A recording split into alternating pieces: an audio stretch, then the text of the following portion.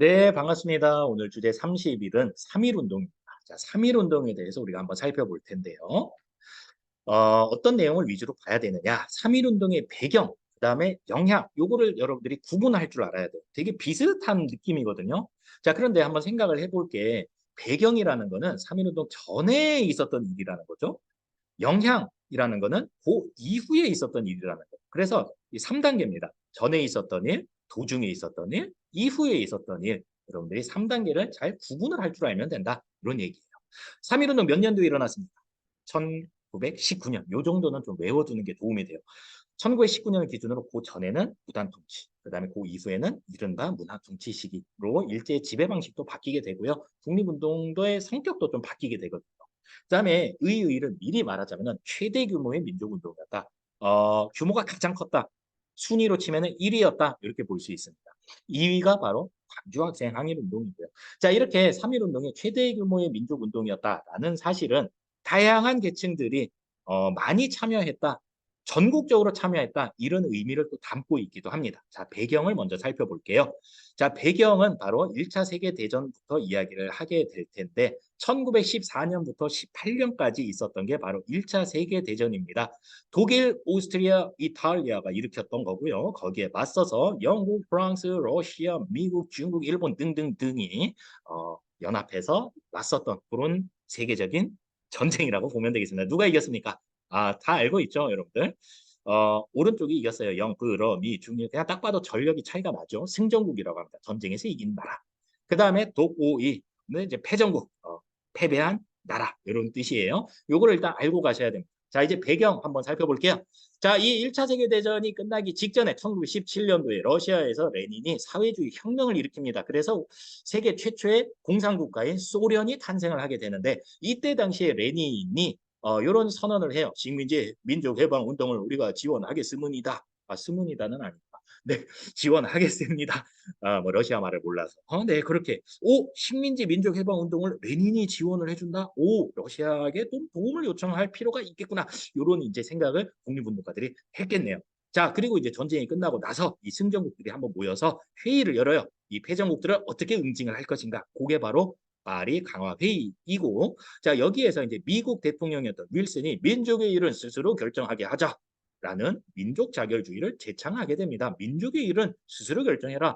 주로 이 승전국 아닌 이 패전국 식민지들에게 이제 해당이 되는 그런 말이었는데 독일이 갖고 있는 또는 오스트리아가 갖고 있는 또는 이탈리아가 갖고 있는 그 식민지들이 있었을 거 아니에요. 이 식민지들을 어떻게 할 것인가. 윌슨이 이렇게 얘기하는 거예요. 걔네들은 스스로 결정하게 해. 뭐 독립을 할 건지, 뭐 강대국들한테 붙을 건지. 이게 이제 패전국 식민지에게만 적용이 됐던 건데 우리나라 독립운동가들은 그 사실은 모르고 그래 그러면은 우리도 민족 자결주의에 따라서 스스로 독립을 결정하면 되겠네. 이제 이렇게 이제 생각을 하게 되면서 이제 독립선언문이 발표가 되게 됩니다. 그래서 이 상하이에 있었던 신한청년당은 김규식을 요 파리로 보내서 독립을 요구하게 되고요.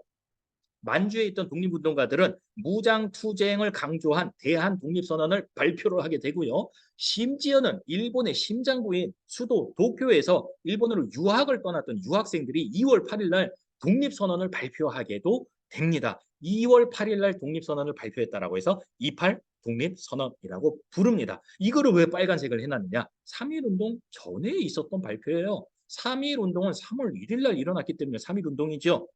여러분들 6.25 전쟁은 왜 6.25 전쟁입니까? 6월 25일 날 시작이 됐기 때문입니다. 자, 그렇다면은 28 독립선언은 2월 8일이니까 3.1운동보다 먼저 발표가 됐다. 배경 중에 하나다. 이렇게 여러분들이 꼭 기억하고 가면 되겠습니다. 외울 필요가 전혀 없어요. 그냥 숫자만 보고도 먼저 있었던 거, 나중에 있었던 거 이렇게 구분할 수 있겠죠.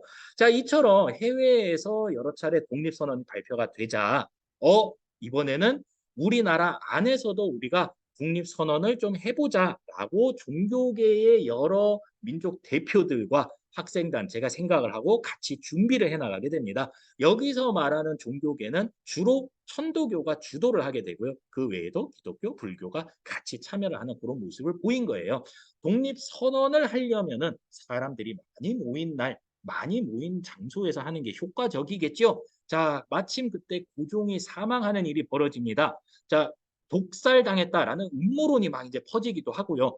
한나라의 왕이었던 사람이 죽었으니까 국장을 이제 진행을 하게 될 텐데 지방의 많은 사람들이 서울로 올라오지 않겠습니까? 그래서 이 사람들은 오케이. 고종의 장례일날 이 독립선언을 발표하자라고 이제 정하게 되는 겁니다.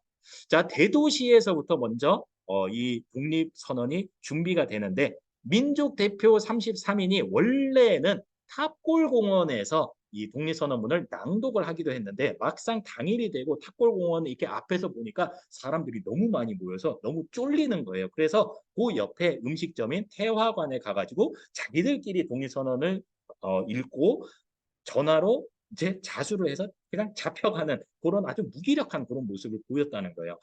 이때 어떤 학생이 이 태화관에 있던 민족 대표들을 발견을 하고 선생님들 여기서 이러고 있으면 안 됩니다.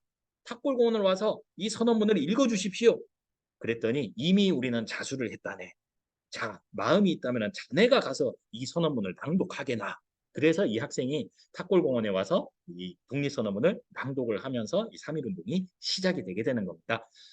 대도시에서 시작이 됐던 이 3.1운동이 중소도시, 농촌, 해외로까지 이제 퍼지게 되는 그런 모습을 보이게 되는데 이때 일본이 가만히 있지 않죠. 아주 잔인하게 진압을 하게 됩니다. 우리는 손에 태극기밖에 안 들고 있는데 이제 일본은 총칼로 이제 잔인하게 진압을 하게 되는 거죠. 그 대표적인 사례가 바로 수원 화성에 있는 제암리 학살 사건이었습니다. 제암리라는 마을에 일본 군대가 들이닥친 거예요. 그때 당시 제암리 교회에 마을 사람들 싹 모은 거예요. 자, 모이게 한 다음에 창문과 문에다가 다 이렇게 빗장을 치고 다 못을 박아버린 거예요. 그리고 불을 질러버린 거예요. 사람들이 뜨거워 뜨거워 이게 무슨 일이야 하면서 이제 뛰쳐나오려고 했는데 뭐 이렇게 못이 쳐져 있으니까 대부분은 다 질식 또는 이제 화상 입어서 죽고 또 이제 좀 힘이 센 선생님 같이 이렇게 힘센 이제 남자들은 이렇게 문을 부수고도 나왔겠죠. 그러자 이제 조준하고 있던 일본군이 따다닥 총을 쏴가지고 아예 한 마을 전체가 사라져버린 이제 그런 안타까운 사례입니다. 외신 기자가 이 지역을 지나다가 발견을 하고 이제 보도를 하면서 이 세상에 알려지게 됐고 알려지지 않은 이런 사례들이 더 많지 않았겠습니까? 네, 좋습니다. 자, 그러다 보니까 이 3.1운동이 처음에는 비폭력 평화적으로 이제 전개가 되다가 우리가 평화적으로 했는데 일본은 총칼을 앞세워가지고 우리를 죽이네? 그래, 좋아. 우리도 뭔가 좀 몽둥이라도 하나 준비하자라면서 점점 격렬하게 성격이 변화하게 됩니다. 자, 이런 3.1운동 어떤 영향을 끼쳤을까요? 첫 번째, 일제 통치 방식을 바꾸게 됩니다. 무조건 무단 통치로 무섭게 협박하고 그렇게 하면은 우리가 쫄 줄 알았는데 쫄기는커녕 이렇게 들고 일어났다 이거죠. 자, 그러면은 조금 더 교묘하게 해야겠다. 겉으로는 잘해주는 척, 뒤에서는 7.18을 양성해야겠다라면서 이른바 문화 통치로 지배 방식을 바꾸게 되고요. 그 다음에 우리나라 사람들, 이 시도는 좋았는데 결국 독립을 성공시키지는 못해서 그 이유는 뭐냐? 바로 통일된 지도부가 없었기 때문이다. 컨트롤 타워를 하나 만들자. 그러면서 상하이에 임시정부가 수립되는 결정적인 계기를 마련하기도 합니다. 두 가지가 수능에 가장 자주 나온다. 문화 통치로 바뀌었다. 임시정부가 수립이 됐다. 자, 뿐만 아니라 청년, 여성, 학생, 노동자들이 용기를 얻은 거예요. 와, 우리가 힘없는 약자인 줄 알았는데 우리가 이렇게 3.1운동에 참여를 하니까 뭔가 될 것만 같았다. 그러면서 20년대 청년운동, 여성운동, 학생운동, 노동운동이 활성화되는 그런 계기를 마련하기도 됩니다. 자, 우리가 그냥 비폭력적으로 할 게 아니라 우리가 본격적으로 좀 체계적으로 군대를 만들어가지고 독립투쟁을 할 필요가 있겠다라면서 해외의 무장투쟁이 활발하게 전개가 되는 그런 계기를 마련하기도 했고요. 중국과 인도의 국외 민족 운동에도 큰 영향을 끼치게 됩니다. 그래서 뭐 이제 중국에도 이 중국판 3.1 운동이 바로 5.4 운동이거든요. 5월 4일이죠. 이 3.1 운동 2달 뒤에 일어났던 운동 우리가 이제 영향을 줬다라고 또 보기도 하고요. 인도의 간디가 굉장히 감동을 받기도 했었다고 합니다. 자, 여기까지 여러분들 배경 3.1 운동 전에 있었던 일, 그다음에 전개되던 중에 있었던 일, 그다음에 그 이후에 어떤 영향을 끼쳤는가 여러분들 구분이 됩니까? 네, 구분을 할 줄 알면은 이번 주제는 잘 공부를 했습니다. 그다음에 의미까지도 한번 생각을 해보면 더더욱 좋을 것 같아요. 어떤 의의를 갖고 있을까요? 이 3.1 운동은? 네, 오늘은 여기까지 하겠습니다. 안녕.